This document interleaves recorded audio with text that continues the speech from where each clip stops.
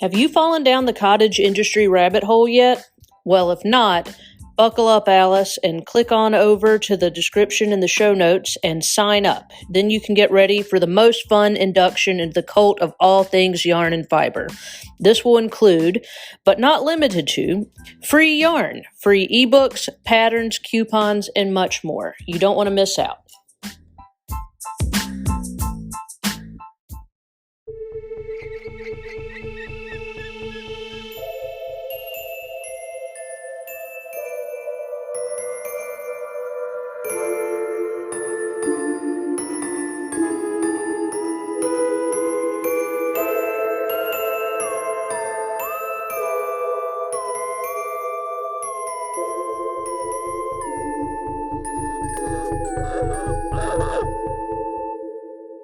You are listening to Crime, Coffee, and Crafts, a podcast featuring two crafty besties who love true crime and a good cup of joe. Hey, amateur sleuths. I'm Kristen. And I'm Heidi. Hello. Welcome. Here we are With another glorious day. Lots of coffee. Yes. Thank goodness Kristen sent me a coffee warmer. Because this would have been ice cold already. I know. It stays so beautifully warm. And they're easy to find. Yeah. I'm not going to tell you how I found it. They're everywhere. I don't want to give we don't want to give credit to money. the big companies. Yeah. Don't credit them with anything. No. All right. So, how's the weather down there? Cold. Same. Really cold.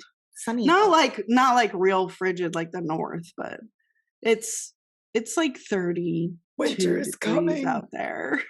32? I think it might be warmer. Something. Maybe it's warmer than that. No, I think it's warmer here. Nope, I lied. Okay. I haven't gone outside yet, obviously, because it's 28 degrees. Yeah, I was outside earlier at like 6. Mm-hmm. And it was pretty frigid. Yeah. That's why I'm wearing my flannel. I got my new hoodie that my mom got me. Nice. From the local Little Miami Brewing Company. Cute. It's on the Little Miami River, and this is actually a local tribe.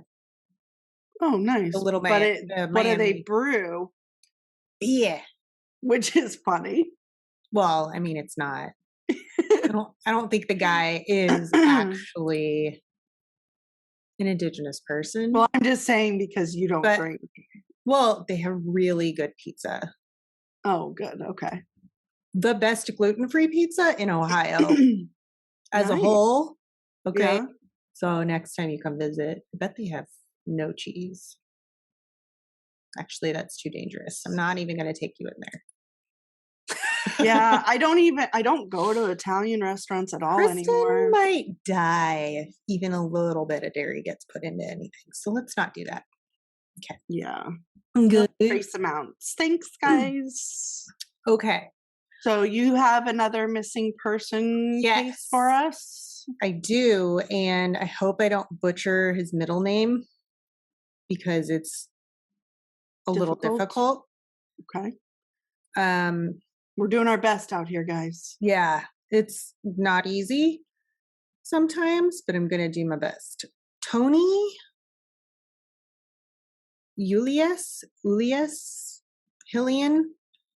How is it? It's a hyphenated name. Ulyesse. If at first glance it looks like Ulysses, but it's not. It's with a Y. And hyphenated Hillian. And then his last name is Gutierrez. So okay. Tony Gutierrez. He is enrolled with the Salt River Pima-Maricopa Indian community of the Salt River Reservation in Arizona. Mm. Tony is 5'9", 300 pounds. He has black hair, brown eyes, tattoos. He's got one on his right cheek below his eye that says Pima, P-I-M-A. And on the left cheek below his eye, it says Man in a Maze. Interesting. So it's PIMA, not PMA, like positive mental attitude. PIMA. Oh, Yes. okay. It's Because it's people. the people, right? Yeah. The tribe. 37 years old.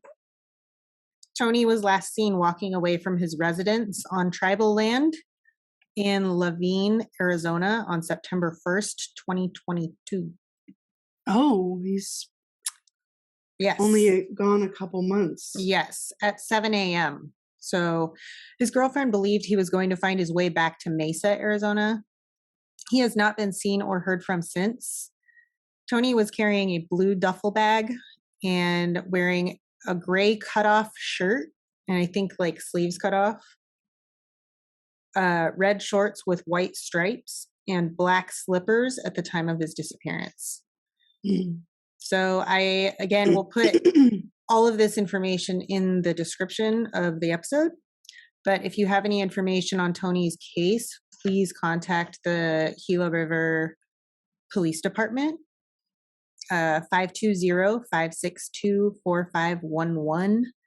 That is in the description. The agency case number will also be with it, so you have more information to call with. Oh, that's always good to have a case number to call with, because it's easier to it's incredibly difficult to look up things just by a name. If you have a case number, that always gets you better help for public information. Yep. So that's it for this week's missing person. Okay. Well, hopefully we get some tips. Fingers crossed, because I mean, it's only September that he went missing. Mm-hmm. There is a chance he could be somewhere, maybe somehow amnesia. Who knows? Yeah, a lot of things could have happened. Yeah. So, yeah, if y'all know anything, see something, say something. Yep. Very good. Ready. I know this episode will be out in like January, but we're still here in December, I think. I think it's coming out December. Yeah. Oh. Yeah. Okay. Then good. I'm good. Yeah. I'm drinking Christmas cookie coffee. Hell yeah. By Bald Head Coffee again. It's local. I've talked about them before. I had their Hurricane blend. Yeah. This is their Christmas cookie. They also have a peppermint one. It's like peppermint twist or something. Yum. But baldheadcoffee.com. They have really good coffee. Hell yeah. And it's delicious. And what did I say it had? Forgot to put it in my show notes. Uh-oh. It's well, this might give you PTSD, but it's got a combination of cinnamon, almond, and coconut. Oh God! Don't give cinnamon to Heidi anytime soon. But it is slow roasted here in North Carolina, and it's really tasty. So thank you, Bald Head Coffee. Yes, I think this episode's coming out on the 15th, December. So next week. Yeah, you're good. Yay! Merry Christmas, everybody. And Happy New Year. Yeah. I got some art. These are 3 pieces. Now they could be individual pieces, but I really like them as all together because they utilize the same colors and the same subject. Okay. So let's see. Whoa. I see color. They're lemons and berries and leaves, pink leaves. I was gonna say it kind of looks like pink grapefruit because cute. I love that. Thank you. I and like then the whole set. Ermagerd. For anybody who is a pink lover, y'all. They kind of remind me of they kind of have vintage vibes. Yes. So I'm going to try and hold them up. Those would look great in a pink kitchen. Like 1950s retro vibes, pink kitchen. Mid-century modern. Love. Oh, here we go. OMG. I love it. Love it. Love it. I love them too. They're so cute. And they are for sale. So DM Heidi because she gives all the pricing. Yep. Because I suck at it.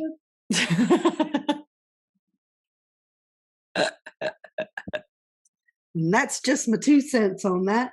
I mean, I'm sorry I have all this. It's okay. We won't hold it against you. It's because we drink so much coffee. I've had some coffee today.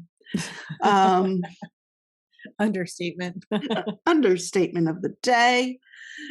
Trigger warnings on this episode are bludgeoning, drowning, bullying, threatening, and our favorite, most foul, murder. All right. So this is a 2-parter. And so we're going to get right into I would say we're sorry, but we're not sorry. I know Kristen's been getting some 2-parters lately and tough shit. Yeah. So there's a man who's quoted. It's saying, "For me, life without murder is like a life without food. I was the father of these people, since it was I who opened the door for them to another world." He sounds like he is very ill. Yes. So who was this man? Who is this man? And why did he feel this way?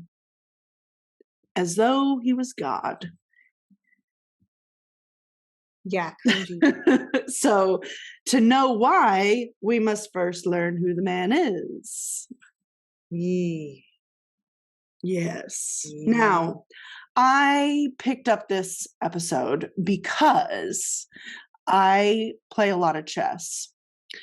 And we will find out why he is called this, but he is the chessboard killer. Or also known as the Bitsa Park Maniac. Yes. And his name is I even went and tried to make sure that I heard the pronunciation before I say this. I practiced. I'm really trying here, guys. It's Alexander Pichushkin. Okay. It just reminded me because when I was looking into missing persons cases, the one from my episode, which would have come out last week, the tribe name. Okay, so I looked up the pronunciation, and it was like, not even kidding, a white dude saying it, and he said it fucking wrong. Oh my goodness. So I was like, I'm not trusting this. So well, I had to find somewhere else. Pretty sure I got it. Yeah, you did good. Pretty sure I got it. But I'm probably not going to say it anymore in the episode, except for once. Okay. Alexander Pichushkin. I think that's right. I hope so. I think so. But if it's not, I did my best. Right? Right. Did it. You're good. You're good. Oh. This person was born in Moscow, Russia, April 9th, 1974. And he was born he had a mother. Dad left or was never really around. At the age of 4 years old, unfortunately, Alexander had a playground accident. He was swinging and fell backward but then the chain swing smacked him in the head in the front. So like he fell backward and then he was sitting up and it smacked him. Oh no. And this trauma damaged his frontal lobe. Yeah, right into it. Yeah. And being 4, he's still working on that cranium, you know, it's not completely fully protected. I am like pearl clutching right now. It's ridiculous. Yeah. I'm putting my hand down. Okay. Oh. 4-year-old. Yeah. He was probably normal before that. Possibly. And the frontal lobe, if nobody knows, it is the largest part of the brain, and it's where many TBIs or traumatic brain injuries occur because of its positioning in our head. Right. The frontal lobe sits behind your forehead, so it's in here, right in here. Word. And if damage occurs there, it can affect your memory, your judgment, your creativity, motor tasks, social appropriateness, and emotional behavior. Yeah. It's a very vital part of our brain, guys. And it can also cause seizures if it's injured. Right. Yeah. So it can also cause delays in speech and movement. And neuroscientists have found that damage to the frontal lobe can cause one to become more aggressive and violent. Okay. And then side note, just on this subject alone, we actually had a customer at the coffee shop who had an accident, and knowing her before and then seeing who she was after, I just have to say this. She was a completely different personality. What she liked was different. Everything was different, down to how she ordered her coffee was completely different. She used to be like a low-fat latte or non-fat latte kind of person. And then afterwards, it was like regular coffee with heavy cream. So those little things, those little nuances, really, it makes a huge difference. It was all because she had been hit by a car on the freeway. And survived, but she also had a seizure disorder afterwards. Terrible accident. I mean, I know it happened 20 plus years ago, but it still stays with me.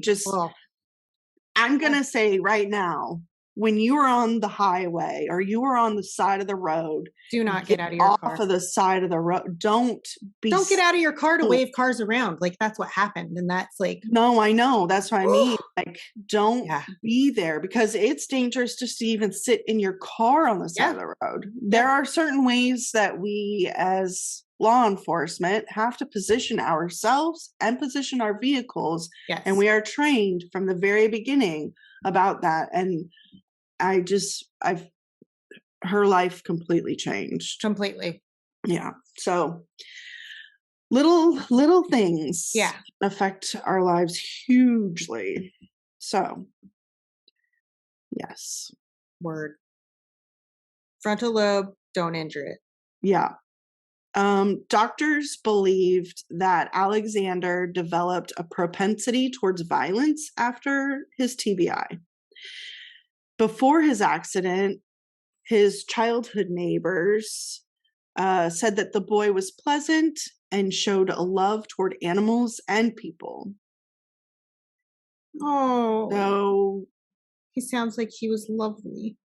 Yes. And I think his accident was further, his recovery after was further distraught because, well, his life was more difficult because his mother sent him to a special school for the disabled.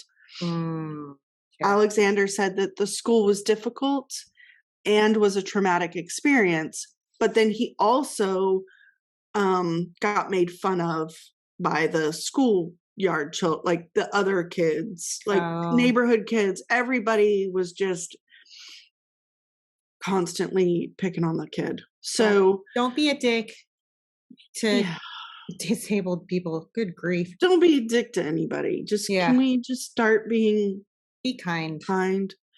Alexander, after the accident, would become easily frustrated, impulsive, and hostile. Mm-hmm. So Alexander did have a male role model. He had his grandfather, which was his mom's dad. Okay. And his grandfather felt that Alexander was highly intelligent and that his intelligence was wasted at the school for disabilities as they focused on just overcoming the disabilities and, regular daily function versus education. They weren't focused on your arithmetic and your language. They were just focused on menial tasks that we all need to do on a daily basis, but that can be more difficult for developmental disabilities. And when was this? Like, what era are we in again? He was born in 1974. Okay, yeah. And 4 years old, 1978. Different. Things were way different back then. Very different. We have great exceptional children programs now. Yep. I see it on the daily with my work, and those teachers are heroes. They really are. Especially depending on like what children you're working with, it can be very physical. It's very physical and taxing emotionally. And just using all that brain, it's exhausting. Yeah. And I just I thank all of them for what they do, because they are wonderful, wonderful human beings and have big hearts and just continue to do it and show up. And they do it because they love it. That's the thing that I love so much. Yeah. They do it because they love it. Yeah. So anyways, his grandfather really saw that he needed more care for his education, and wanted him to have a better chance at doing well in life. So his grandfather decided to have Alexander move in with him. Okay. Now, mind you, this area that they're in, it's all the same neighborhood.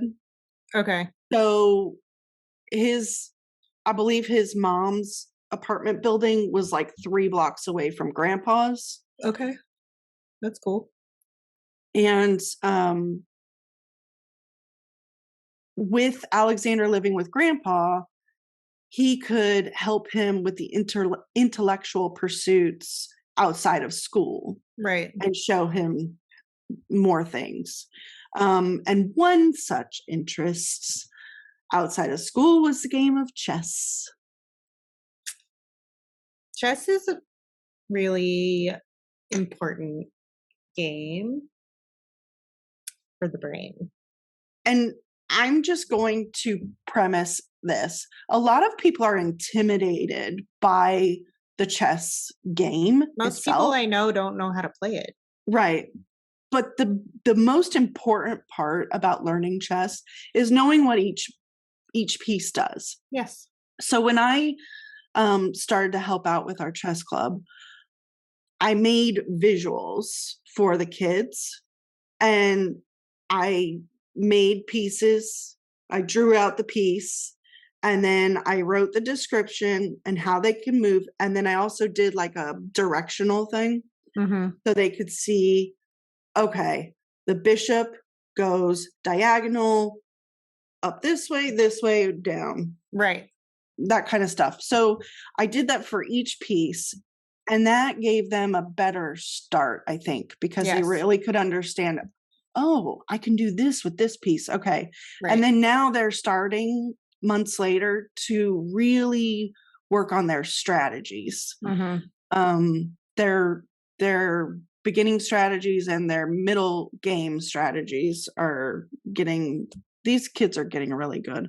And I'm telling you, they're 10 and 11, and they're That's really, awesome. they're really doing good. So I want to say that chess is a game for everyone. Yes. You just have to sit and have patience and learn. And if you have visuals, it's really awesome. Especially like people, you know, they can listen all day long, but it's not going to stick. Right. And that's why you've got to have all the things so people can learn better. So his grandfather taught Alexander how to play the game. And once he understood the game and showed he was quite good, his grandfather took him down to the local park where men played publicly. Like they always had chess game competitions down at this park. And this park was known as, well, I'll get into the actual name of it further down, but its nickname is Bitsa Park. Okay. Which is Bitsa. Okay. Alexander soon dominated the game of chess and would often win these games he played at the park against these older men. That's awesome. Yes.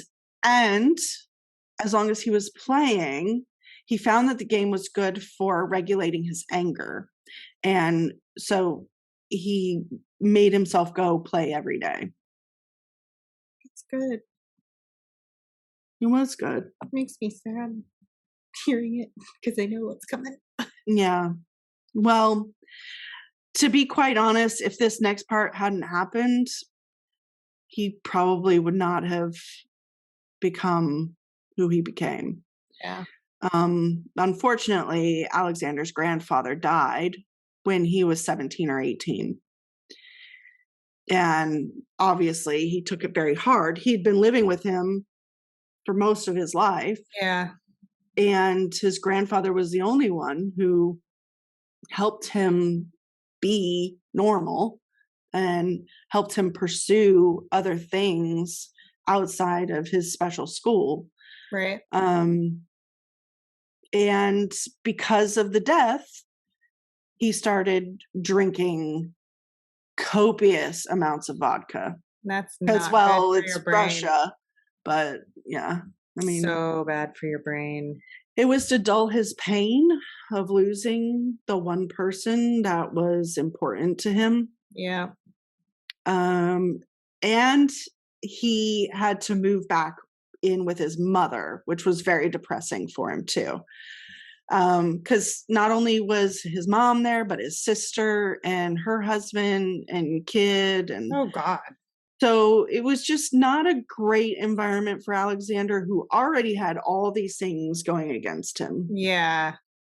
And add in the depression, the alcoholism, and his propensity to be violent and lash out in anger. Yeah. And you're adding like loudness to that situation where you're constantly bombarded with sound. Mm-hmm. Ugh. No. Yeah. So he still continued to play chess at Bitsa Park because it was only a couple blocks away. This park was huge, and I'll get into that later too. But because his grandfather lived so close to his mom, it was very close proximity to everything. So he could still go do his normal chess games. Right. And he continued to play chess. He continued to drink. And soon he just he was just playing with these old guys and drinking in the park and playing chess. He did, however, seem to have a high tolerance to the alcohol, and it never affected his chess game. He continued to dominate and win. That's so, interesting. Yeah, I don't know if it had anything to do with the TBI, but he could just drink heavily and still play and win. But unfortunately, chess and drinking in the park could not keep his dark thoughts and tendencies at bay, and he became increasingly bored. There's only so many days in your life that you can just drink and play chess at the park with these old guys. Also, boredom and brains are a very bad mixture. Yeah. I tell my kids all the time, I said, you're in charge of 2 things in your life, your happiness and your boredom. If you fix your boredom, you fix your happiness. Because if you say just you're bored, you're a boring person. Figure it out. You got things to do, man. There's things around here. Clean your fucking room. Yeah, that's what they're always avoiding. I know. It's like a long drawn out. Yeah. Anyways. Yeah, I've been trying to get my kids to clean their room all week. Yeah, good luck with that. So, alcoholism, boredom. Now he's thinking, well, I got to fix my boredom. So what am I going to do? At first, he filled his boredom with a fun idea to get a video camera. He got the video camera and he decided, I'm going to bother and pester and bully these younger kids. So one time he found a kid and held him upside down by one leg out a window and said to the boy on camera, you are in my power now. I am going to drop you from the window and you will fall 15 meters to your death. Fuck. He didn't drop the kid. But like that kid. But that started his escalation. Yeah. I'm sure he peed his pants and just, it was probably pretty awful. He would go home after these events and watch these videos of him threatening these kids to bolster his ego and cure his boredom. He was basically creating his own YouTube channel for himself. Right. Before YouTube was even a thing. Yeah. Good grief. Exactly. So, in 1992, at the age of 18, the bully videos were not enough. He started to find the videos insufficient to satisfy his power and aggression urges. Oh, no. And sadly, Alexander learned of another Russian serial killer named, I'm probably going to butcher this one, so my apologies, but he was named Andrei Chikatilo. I don't know. I mean, Chikatilo. I didn't look that one up. I forgot to pronounce that one properly. So Andrei Chikatilo. He was convicted of killing 52 children and young women over a 12-year period in Russia. Fuck. Mm-hmm. Oh my God. Maybe I need to cover that case. Jeez. You might need to. This prompted a so-called internal competition for Alexander. Mm-hmm. And he set out originally to kill more than Chikatilo. I was just going to say, he's also competitive. This is not good. Right. And since he is an avid chess player, his aim was to murder 64 people. And Heidi, why do you think he chose that number? Jesus Christ, that's fucking frightening. Yes. 64? Are there 64 pieces? Not 64 pieces. 64 squares. Mm-hmm. Oh my God. A chessboard has 64 spaces, so that is what he set out to do. Not only was it a higher number than Chikatilo, but it incorporated his love of chess. This is so fucking sick. Like getting into the nitty gritty of it. I've known about this case, but like it's been a long time since I've even heard of it. Yeah. That's intense. Mm-hmm. Yeah. So, armed with the new quote unquote hobby, so to speak. Oh, fuck. He thought it would be a good idea to go see his friend, Mikhail Odachuk. Okay. He wanted to try and recruit him to kill with him. Oh, boy. Yeah. Okay. At first, Mikhail was on board, and they met in Bitsa Park to start looking for their first victim. Mikhail! I know, right? God. Except Mikhail got cold feet, and he backed out of the plan. Mikhail. But should have called. I don't know about you, but murderers don't take kindly to witnesses or people who know their plan or intentions. So what was that to do? Did he become the first? July 27th, 1992, Alexander pulled a hammer from his bag and smacked and whacked Mikhail in the head 20 times. Holy fucking shit. The blows were so bad, obviously his friend died. Yeah. Mm-hmm. Yikes. Stripes. Yeah. Alexander dragged Mikhail's body to the entrance of the sewer at Bitsa Park and walked away. Okay. Left him there. Now, the next day, police found Mikhail's body and started an investigation, rightfully so. And tips came in that Mikhail was last seen walking to the park with Alexander. On July 30th, 3 days after the murder, police picked up Alexander from his mom's house and brought him to the station for questioning. Okay. But Alexander told investigators, yes, I was with Mikhail, but he left at the park alive and undamaged. Okay. Sure. And Heidi, you'll never believe this. Alexander was released because there was no evidence to tie him to the homicide. What? You know goddamn well there was a video. OMG. There's not. It was 92. No, he didn't video himself? No, he didn't. He wasn't videoing anymore. Oh, fuck. Kind of wish he was. I know, right? So he is quoted in saying at trial, a first killing is like your first love. You never forget it. No shit, Sherlock. And Alexander went on living his best life, still drinking and playing chess until September of 1992.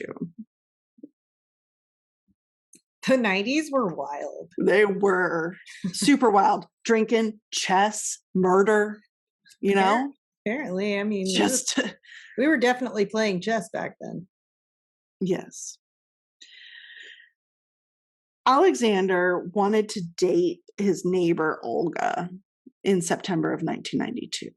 She was also 18 years old, but Olga turned him down because now there's conflicting stories. She may have already been dating this person and in the relationship, but maybe wanted to date. I don't know. But I'm going with the fact that she was already dating and in an exclusive relationship with a man named Sergey. Okay. And unfortunately, this is bad news for Sergey. Yeah. Because Alexander's fury was too much to manage due to this rejection. So he went to where Sergey lived, confronted the men, and chucked his body out the apartment window where he fell several stories to his death. Oh. Chucked him. Threw him out a window, Heidi. I can't even imagine being thrown out of a window. Like, okay, yeah. Like, how awful. He got rid of his problem. The only thing standing in his way, in his brain, like, that's what was standing in his way. Right. Yikes. Oh my God. And you're never, again, you're never going to believe this, but due to lack of evidence, Sergei's death was ruled a suicide.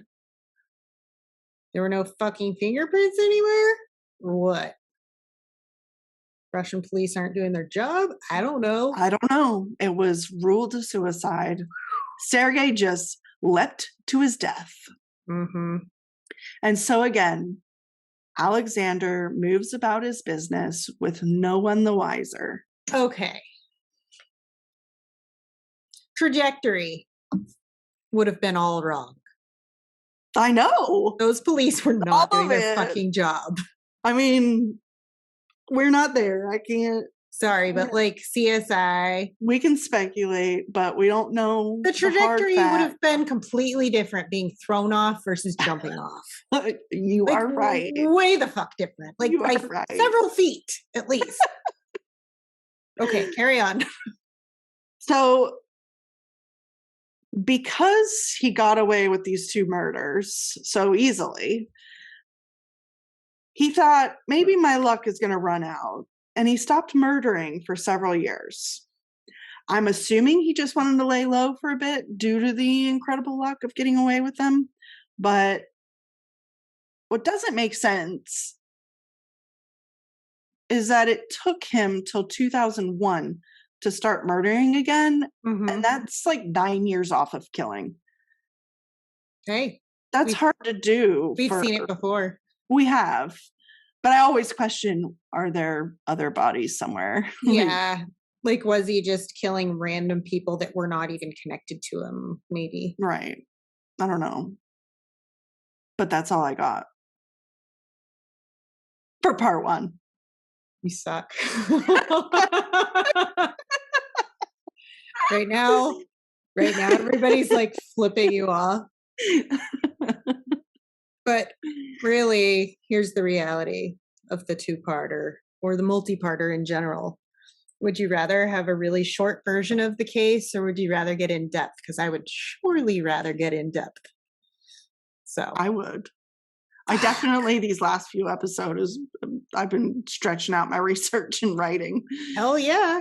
So yes. Maybe it's my brain help. Medication helps. It really does. Holy shit. So, okay. Well, make sure you tune in next week, people, so you can get gotta hear part 2. The second part of this insane case. All right. Till next week. Ta-ta. For now. Thanks for listening to Crime, Coffee, and Crafts. If you love our podcast, please rate and review us on Apple Podcasts. This helps us more than you know.